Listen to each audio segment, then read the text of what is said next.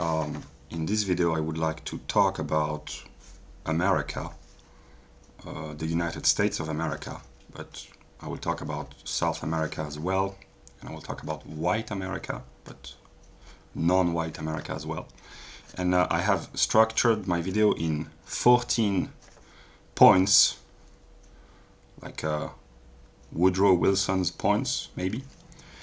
And I will start the video by giving the main idea of each part of the video, and I will put in the description below the structure, the plan of the video, so that if you are not interested in any given part, you can skip to the next and see what I have to do if you are interested.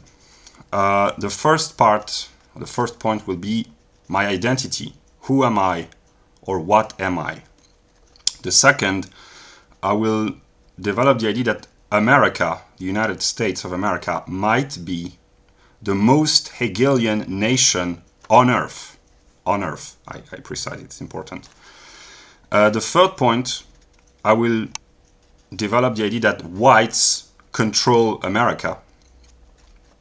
The fourth point, I will talk about America as the world historical agent since at least 1917. So for more than a century, America has been the main world historical agent, I guess.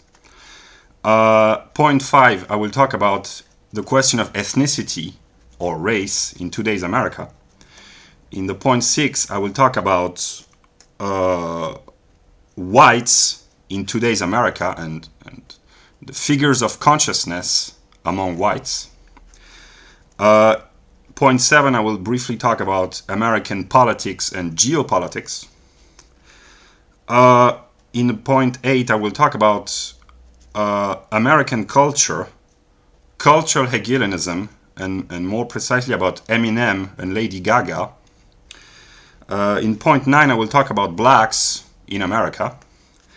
In point 10, I will talk about whites and their relationship to South America. In point 11, I will talk about white movie directors in America, historical American figures, white historical figures in America, white American writers, and I will briefly talk about Irish Americans, Italian Americans, and Eastern white Americans. In point 12, I will discuss briefly the idea that white Americans have no culture. Point 13, I will briefly talk about American philosophy. And in point 14, I will briefly talk about Obama, Trump, Clinton, Bush, Biden. And I will conclude by saying that maybe only an American can understand America. And yeah. So this was the structure. I will begin by part number 1. I know myself to be what the German philosopher Hegel calls the negative and also reason. And the definition of reason given by Hegel is that reason is the certainty of being all reality. And I had an experience in August 2018 of knowing myself to be the whole of reality. And at this moment in time, only God and I know what happened, and the world does not know what happened to me at this moment. And even I myself do not fully understand. So to be true, only God knows really what happened. So yeah.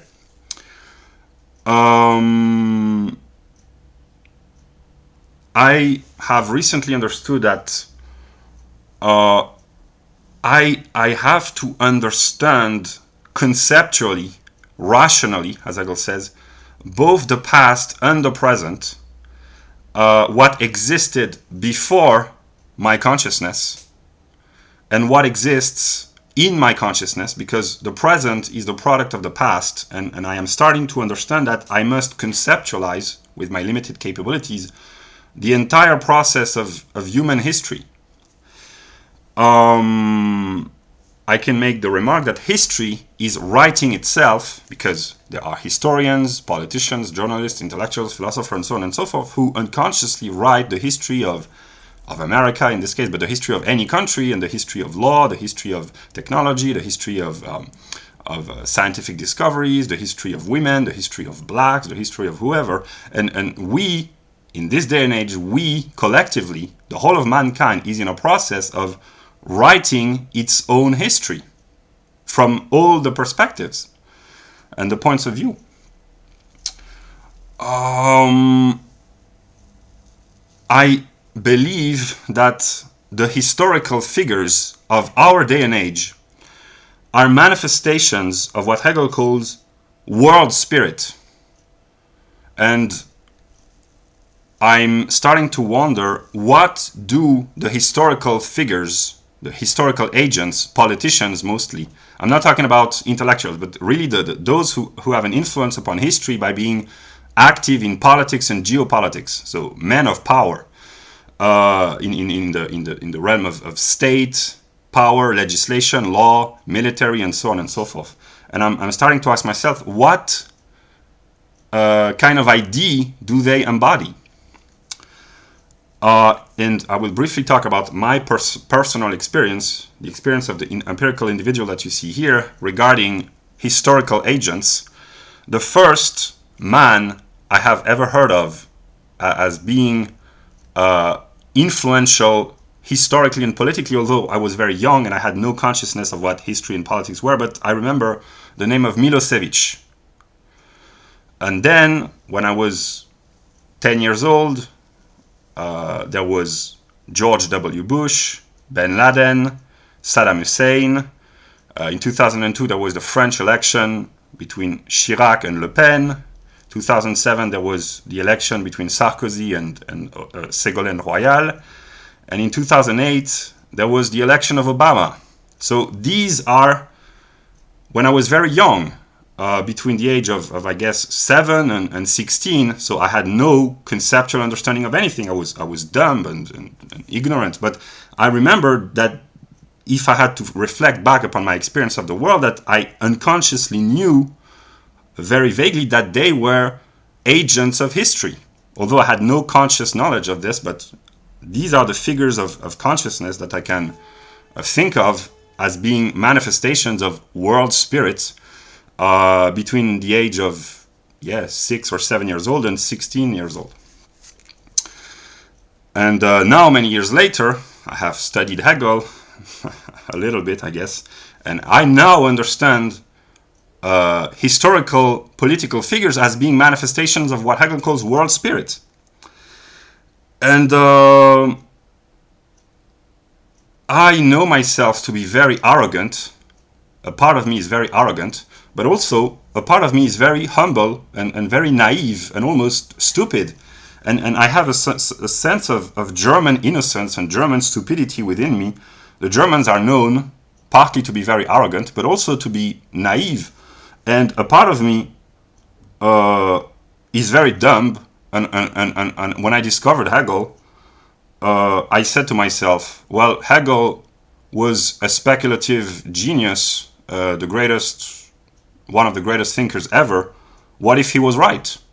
What if, when Hegel says that history is the unfolding of reason and God's providence, what if he was right? He had a higher IQ, a higher education, higher knowledge and than me. So he was much more brilliant than I am. So I asked myself, what if Hegel was right? And this is this question that I have asked myself a few years ago, and that I'm starting to ask myself again in a different perspective.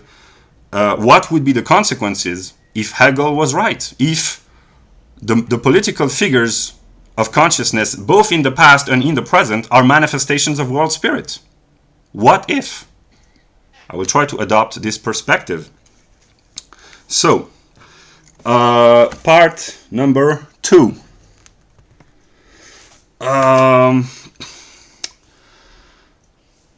The way I envision things, that's just a hypothesis, but America, the United States of America, might be, I'm not sure, the most Hegelian nation on earth.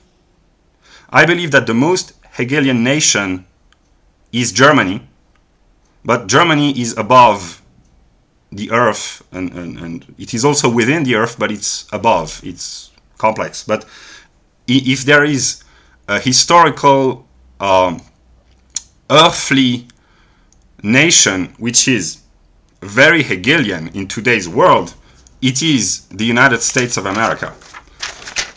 Because Hegel says the truth is the whole, and in order to grasp the truth about America, and when I say America here, I mean the US. Later I will talk about South America, but here I mean the US. In order to understand through a rational process the truth about America, one has to understand all the aspects of America, all the contradictions, all the conflicts which are inherent in America. And if I had to define America, the modern day United States, and also the history of America, but today's America, it's a land of violence. There's violence in America, of beauty, of faith, of madness also, of guns and sex. A lot of guns and a lot of sex.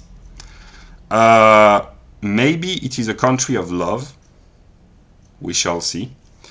A country of hardcore Protestants and Jews and people of all colors and all origins and all faith. And it's the country of self-hating whites and white supremacists at the same time. And if I had to express how I feel about America, and feeling is the language of the soul, and the purpose of Hegel's philosophy is to translate feelings of the soul into concepts of the mind. So it's to conceptualize the feeling. But if I had to express how I feel about America, I will list 3 songs that I will maybe put in the description below, or maybe 4. I Was Made for Loving You by Kiss. The Separation of Church and Skate by NOFX. This Is the New Shit by Marilyn Manson. And Smells Like Teen Spirit by Nirvana. There are truths about America which are expressed in these songs. And also I would like to use American culture to express what I might be. And there's a scene in Pirates of the Caribbean when the English Commodore, I guess, says to Jack Sparrow, you're without a doubt the worst pirate I've ever seen. And there's a possibility that one day America will look at me and say, you are without a doubt the worst Christian I've ever seen. And I will be in a difficult position, and maybe I will answer, yes, but at least I am a Christian. And I would rather be a Christian, a bad Christian, than not a Christian at all. Because the worst Christian is still a Christian, and I would rather be the worst Christian ever than an atheist. And one might say maybe the worst Christian ever is an atheist, and that's why he's such a bad Christian. That's very speculative thoughts, but yeah. Part number 3. I would like to develop the idea that whites control America, because America is shaped and structured by 2 main tendencies: white guilt and white pride. And they structure, their mutual conflict structure the whole of American life. And every American knows or believes that that America is controlled by whites, except the blacks. Some blacks say we are oppressed by whites. Some Jews say whites are oppressive. Minorities says that whites are oppressive. White liberals says that we are oppressive and we must abolish ourselves because we are the root of all evils in America and in the world at large. And the white conservatives believe that white liberals control America. So everyone believes that America is controlled by white, except the far-right circles, the white supremacists, who believe that America is controlled by the Jews. But they also acknowledge that without the collaboration of white liberals, and white conservatives, the Jews, as they call them, would not be able to control America. So whatever perspective you adopt, everyone kind of agrees that America is a white country controlled by whites for better and for worse. So, yeah.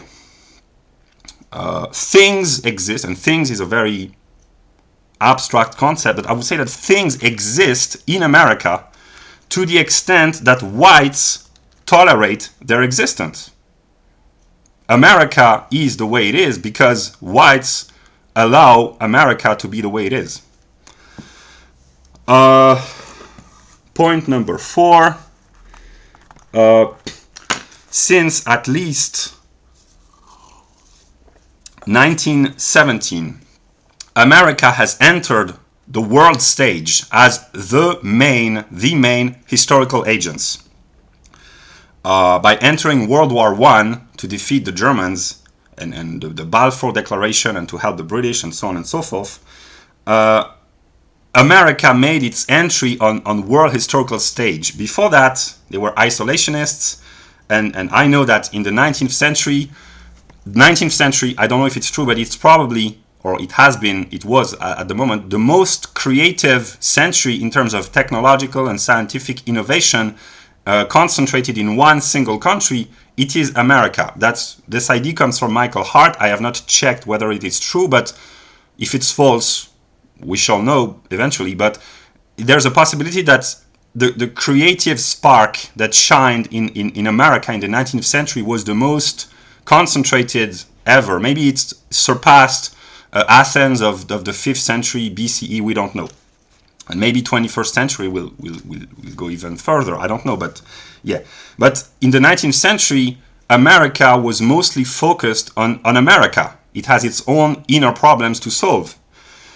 With the conquest of the West, slavery, the banking system, and so on, and the wars with England at the beginning of the century, and it was an American story. And in 1917, they officially entered a world historical stage as active agents. And then, with the Great Depression and the worldwide influence that it had, it originated in America, and it had an enormous impact upon the entire world. And then there was the rise of the welfare state, kind of with Roosevelt, the New Deal, which influenced many policies throughout the world and keep influencing politics to this day. Then there was the intervention in Second World War. The Americans defeated the Japanese, the Italians and the Germans eventually, and they became, at the end of the Second World War, the most powerful nation on earth. I believe the GDP of the world was 50% produced in America.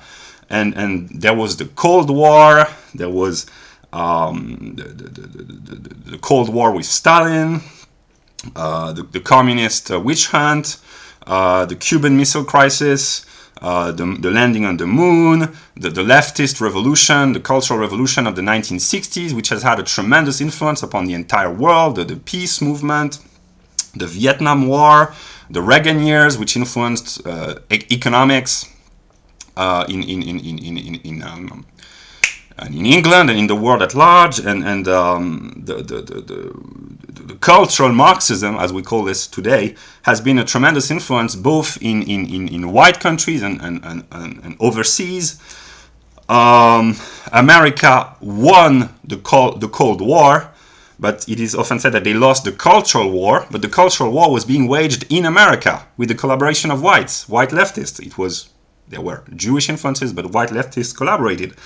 So the European Union is an American construct. It's a mixture of CIA, scheming, and so on and so forth. So Europe, since 1945, has been an American colony. And therefore, if America controls Europe, whatever Europe controls is in the sphere of influence of America. The wars in the Middle East have been waged by America. The rise of China, which is an economic miracle, has been made possible because America willingly transferred its own technology and science and development to China. And some say it was the hostile elite who controls the US, which let the technology and the means of production go to China. But then again, the hostile elite, as it is called, has so much power because whites allow them to have so much power over them. So in the end, whites willingly accepted to transfer their own power to China and to enable the development of China. So yeah, what we call the Great Replacement in Europe and in the Western world at large is made possible because of the schemings of a certain ethnic elite, but also because of white leftism, white liberal leftism, and the CIA, which is, I guess, mostly white. So the Great Replacement is allowed and made possible because America, white America, tolerates and accepts that it might occur. The United States have had a tremendous influence upon South America in the past and the present, over Europe, over Africa through humanitarianism, by staging coup d'etat in African states, but by sending tremendous amount of money and help and resources to Africa, over Asia, by transferring technology to China, by controlling the Japanese constitution, by influencing indirectly the other Asian states. It has had a tremendous and destructive influence upon the Muslim world. It is the guardian of Israel, so it controls and protects Israel. And the only question is, does America and do the US control Russia? And who controls Russia? That's a good question. Is it Putin? But then the question is, who controls Putin? Maybe God. I don't know. So that was the idea that America has a tremendous influence upon the entire world and has had for more than a century now a tremendous influence. So in a Hegelian perspective, America is the world historical agent. Now we'll talk about ethnicity in modern America. There are a minority of black activists who want black power. They are the counter-image of white supremacists in a way. Then there's the Black Lives Matters movement, which is partly black, but I guess mostly white, like most of the events in America. It's a mixture of black pride and black resentment, and blacks have reasons to want to assert their pride and to be resentful against whites and against white America. Objectively, if I'm honest, there are good reasons to be resentful. And then there's the average Afro-American who is either an indifferent consumerist or a patriot who defends the flag and God and the flag, God and America, so to speak. So he's an honest, hardworking citizen, a normal American patriot, I guess. Then there are the native Indians who have good reasons to feel like they've been kind of screwed in the story because it was their country originally, and the whites came and stole their country and their land, and they have good reasons to be angry against whites because they have been dispossessed of their own land and history, and yeah. But I will add that I know from my perspective that both in the European pagan movement in modernity, there are European pagans who are kind of envious of the native Indians, and there are white right-wing Europeans who said the native Indians have kept a part of their spirituality and we lost our spirituality and we wished that we could be like them. So that's a Hegelian dialectical irony, and there are white European pagans who suffer from the loss of their spirituality and they envy the native Indians for having preserved their own spirituality. So that's complicated. And of course, the white ecologically minded persons, they admire the Native Americans, the traditional Native Americans, because they say they had the wisdom of living in harmony with nature, and we became greedy and Cartesian, and the will to dominate and to exploit nature, and we have lost our soul because of that. And the native Indians, they lived in harmony with nature and we don't. So the native Indians have good reasons to be angry against whites, but at the same time, many whites admire them. So that's complex. Then there are the Hispanics, who are ethnically a mixture of whites and native Central Americans, I guess. And some of them, like the blacks or the native Indians, they are good American patriots, but they also have a feeling, some of them have a feeling of revenge against whites, because whites stole California or Texas or whatever. Now they want to reclaim these states, and they say, no, America belongs to us, and it belonged to us since the very beginning, because we are the descendants of the original Mexicans or the Aztecs or the original Central American civilizations of America. So there are good reasons for some Hispanics to feel resentment against whites. Then there are the Asians, the Northeast Asians. Usually, I guess they are hardworking. They have an above average intelligence, and they work hard, but they have a good life economically on average. And they have been screwed up by whites also, because we know the story about the concentration camps in Second World War for the Japanese. And also they are the byproduct victims of white insanity, one might say, because there are many intelligent Northeast Asians who are discriminated against in the American universities because they are too intelligent, and because of affirmative action, people are promoted on the basis of ethnicity instead of intelligence. So the Northeast Asians are the victims of white guilt and remorse. So even when whites want to do good, they do bad. So whatever whites do, that's complicated. Then there are non-Afro-American blacks. So blacks who have no Afro-American roots, and on average they enjoy a relatively good life because of the average standard of living, and they are resented by white right-wingers who think that they are invaders, and by Afro-American blacks, because Afro-American blacks think, some of them, that you do not share the history of slavery. You are not a victim like we were. So you're just coming here, and there's the welfare state, and there's the good life, and if you work, you will get a good life. But our ancestors, they were enslaved and oppressed. And your ancestors, also partly because of colonization, but you did not live the history that we blacks have lived in America. So there's this, within some fringes of the black population, the Afro-American population, there's kind of resentment against other blacks who are not Afro-American. So that's complicated. Then there are people of all other ethnicities.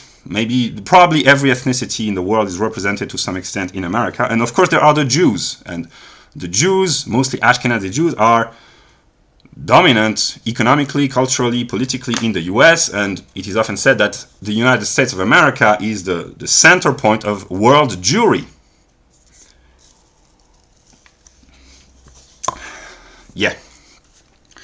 Okay. Now I will talk about whites from an ethnic point of view, and I will briefly explore the figures of consciousness, which is the state of mind of whites in America.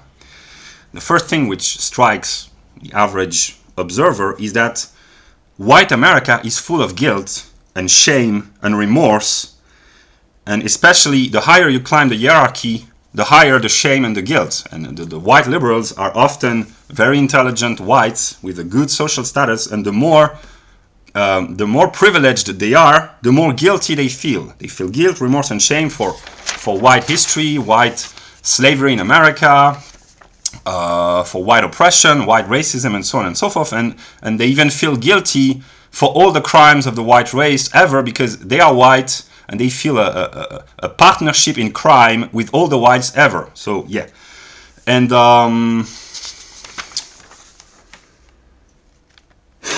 yeah. Then there are the white ecologists.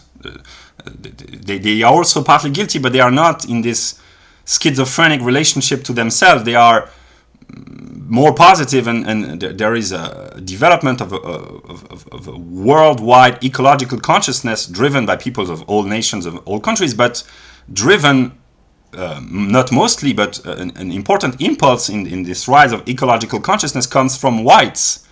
They are different from the white liberals but they have a strong sense of ecological consciousness. And yeah, then there are the white capitalists, embodied by people like Hans Hermann Hoppe, who is a German, or Di Lorenzo, who is a white American from Italian origin. And America is also the center of ideological capitalism, with the Mises Institute, which are mostly populated by white Americans.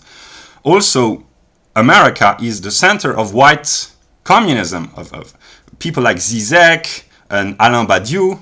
Zizek is Slovene, Badiou is French. Frederick Jameson, I think he's native, and not native, he's white American. They are allowed to express their communist views in American universities and academia. And America is both the center of world ideological capitalism and world ideological communism, and it is driven by whites. So that's complicated.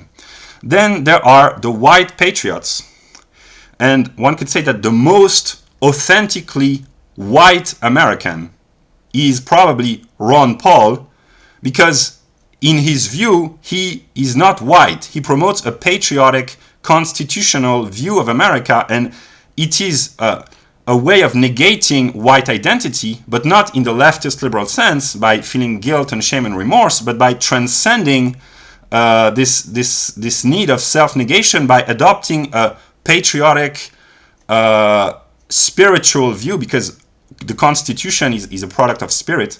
And Ron Paul is accidentally white, but he is essentially a patriot. And then you have people like Charles Murray, who is also an American patriot, but he feels nonetheless attracted to white America. So Charles Murray is the embodiment of a conflicted individual, because he's a libertarian, and a libertarian has no ethnicity, or only accidentally.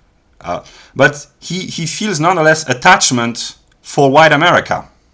So he's conflicted. And we are in a Hegelian process of transition. You have Ron Paul, which is authentically American and contingently white. Then you have Charles Murray, who is also a white patriot, but his white tendency are more prone than in Ron Paul. And the next logical step is Jared Taylor, who is a white advocate, and therefore he's not really an American, because America must, in its own ideological truth, transcend race. So Jared Taylor is the hero that the white race deserves, but not the one it needs right now.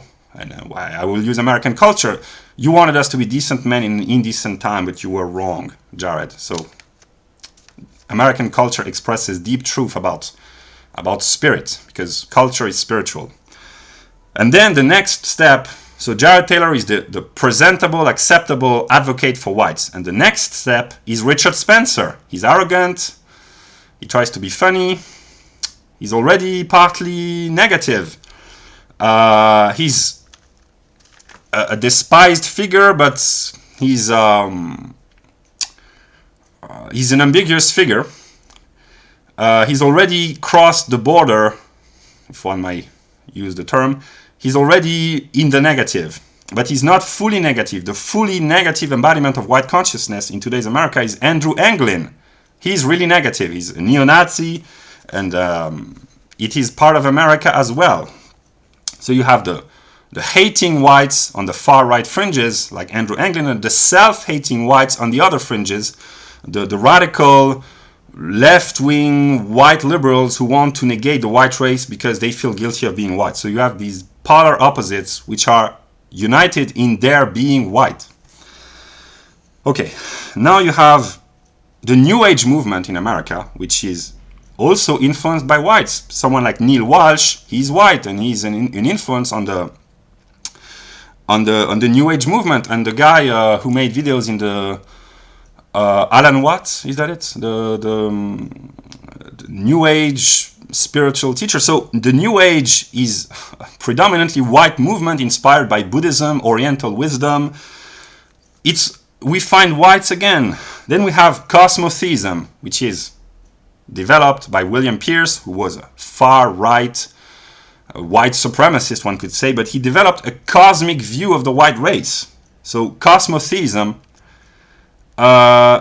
it's also a white ideology, but it transcends whiteness because from a cosmic point of view, race is irrelevant. But that's, yeah. And then there are the atheists. And here again, we find whites. People like Krauss, Lawrence Krauss, Sam Harris, Daniel Dennett. These are whites who promote atheism. Then I will mention Philip K. Dick, who is no longer with us, but maybe he will be with us someday. His spirit will live on in us, I don't know.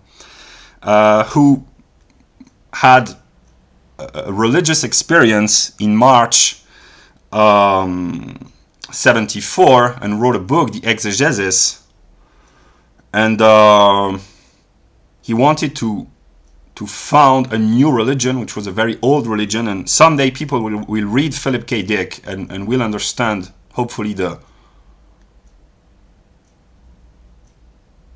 strange, because as of now there's no other word to express the strange, fascinating experience of Philip K. Dick, and that's a mystery to me, but someday hopefully we'll unveil the mystery, I don't know. Then there are the Protestant fundamentalists. They are still whites, hardcore white Protestants who are, some of them are in league with the Jews, and some of them go their own way, like the Amish. So there are different types of Protestant fundamentalists in America. I'm talking about whites.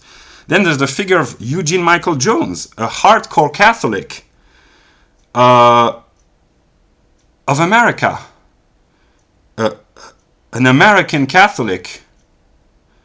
That's a very strange idea. So you have all the figures of consciousness within the white spectrum, and whites are in conflict with one another.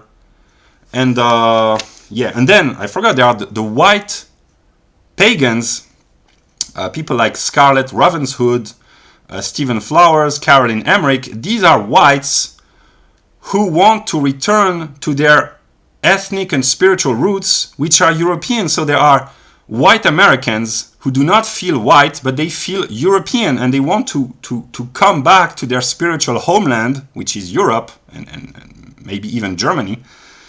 And they feel like they do not really belong to America. And these white Americans believe that they do not express this consciously, but a part of them know that America was kind of a mistake for whites. And they said, they probably think we shouldn't have come to America, we should have stayed in Europe. But this mistake of differentiating yourself from your spiritual home and then feeling the need to go back home, it's the entire process of Hegel's philosophy. So that's a great Hegelian irony. So every white American, with all the figures of consciousness that I have just listed, has a problem with white America. So America is the country in which whites have a problem with themselves. So yeah. Part 7. I will talk about politics and geopolitics in modern day America. So you have contradictory institutions. You have the welfare state, which is partly a white invention, which produce well-being to a certain extent to the lower classes, but also it produces cultural decadence, because Charles Murray has shown that the more you put money into the welfare state, it breaks down the family unit, it breaks down the communities. The poor are no longer able to help themselves, they become dependent. It's a means for the Democrats to what they call the political plantation, because if you make people dependent on the welfare state, they will vote for you and you will gain political power. So it's ambiguous. On the one hand, it helps some poor because some people really need the welfare state, and on the other hand, it creates dependency. And on the other political economic sphere, you have the Mises Institute, which has a worldwide influence. It's the center of ideological capitalism, and it has influences in Asia, and there are black Africans who are influenced by the ideas of the Mises Institute. And Mises is a Jewish author, and Rothbard and Ayn Rand are Jews, but most people who are attracted by the Mises Institutes are white capitalist libertarians. And so you have the two poles. And then you have cultural Marxism. And one might say, this is a Jewish idea, but there have been so many whites who have been collaborating to bring about cultural Marxism, and unconsciously they are cultural Marxists without even being aware that they are cultural Marxists. And then you have a figure like Kaczynski, Theodor Kaczynski. He was a Polish, or descendant of a Polish immigrant, a mathematical genius of an IQ of tremendously high IQ, who became a terrorist to defend an anti-technological worldview. So the most crazy political ideas, they are defended by whites. So you have the full spectrum. You have the transhumanist, someone like Elon Musk, and he's not an American, but I think he lives in America, in California, in the Silicon Valley. So transhumanism is driven mostly by whites, and at the other pole you have, without making a joke by the fact that Kaczynski was a Pole, that's a good joke in that's a good sorry. At the other pole of the polarity, you have this anti-technological ideology which is promoted by whites. So wherever you go in America, you find conflicted whites. They are in conflict with themselves, with other whites, with their civilization, with their history, with the economy, with their mind, they are conflicted. Also, the United States are the wealthiest nation on earth in terms of economic standards of living, or maybe there are some Arab countries which are wealthy because of oil, but on average it's one of the wealthiest countries and one of the highest standards of living, from which whites and non-whites benefit by their work. They deserve credit because they work and they get payment for the work that they produce. But being a worker in America, it's kind of difficult because the demands are very high and the intensity is high, but in return you get well pay. And there are those who are deprived and those who steal the money. That's complicated, but on average the standards of living are very high. And the counterpart is that America is the most polluting country on earth. So that's why many hate and despise America, because the Americans pollute the earth. But those who live in countries with a small ecological imprint, as they call this, some of them want to go to America or to Western countries to enjoy higher standards of living. So, yeah.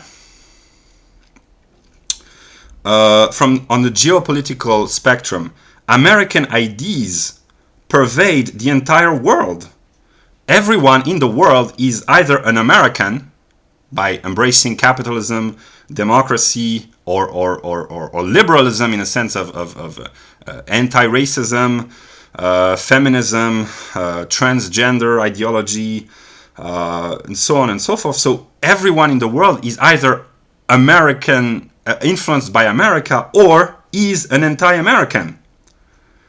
But by being anti-American, one defines oneself against America. So to be anti-American is still to be in relation to America. So everyone in the world is in relation with America. And I noted that the only exception might be, ironically, the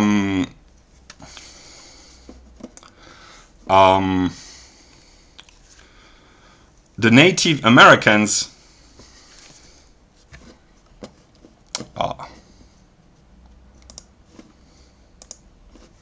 Sorry, technical problem. The only exception might be some Native American tribes of the Amazonian forest who have not yet been discovered and who still live unknown by the modern world. And I know that there has been a tribe which was discovered a few years ago which had not yet been in contact with civilization. in the Amazonian forest, I guess. And when such an event occur, which may never occur again because all humans will have been discovered by the process of world spirit, I guess. When such an event occurred a few years ago, it creates a problem both for whites and for Jews, because the whites, when they discover a new tribe which has not yet been tainted and perverted by Western civilization, they feel bad about themselves. Oh no, we have discovered a new tribe. Now we will corrupt them with technology and with capitalism and with pollution. And they were so happy before we discovered them. We are so bad. And whites love feeling bad about themselves. And so the whites, when a new tribe is discovered, which had previously not been influenced by the modern world, whites feel bad, but they feel good about feeling bad, which is a typically white psychological process, I guess. No, it's not typically white, but it's more intense within the white psyche. And they feel guilty for having discovered them. And there's this psychological tendency within the white race to say, if only we hadn't discovered them, they would have lived happily, and now they are brought forth in the process of world historical development, and it's our fault because we have discovered them and we are evil for having... This is what happens in the mind of a white person. Not all whites, but some of them. And then there's the problem for the Jews, because when a new tribe in Siberia or Antarctica or the Amazonian forest or wherever is being discovered, the Jews... Some Jews, not all of them, but some Jews might ask themselves, how will we succeed in convincing this tribe, which has not had any contact with the external world, that all their miseries are caused by whites? How are we going to convince them of that? Because up until now, they had never heard of whites. So how are we... So the discovery of a new tribe is a problem both for whites and for Jews. Because there's always this tendency of the relationship of guilt and remorse and shame, and the idea of the original sin, that the whites are the sinners because they brought technology and natural disruption and capitalism and colonization and all the crimes of the white race. So, yeah. I will conclude this video. I'll make a second part, but I will conclude this video by saying everyone in America has a problem with America. Everyone in the world has a problem with America. All Americans have a problem with America. And all whites have a problem with America. And all whites have a problem with white America. That's what I could say in this first part. I have developed 7 points. I will make a second video in which I will develop the next 7 points. So that's what I could say about America and white America as a typically Hegelian country, one might say, because it is the country of conflict, contradiction, spirit, and reason, maybe. That's what I could say in this first part.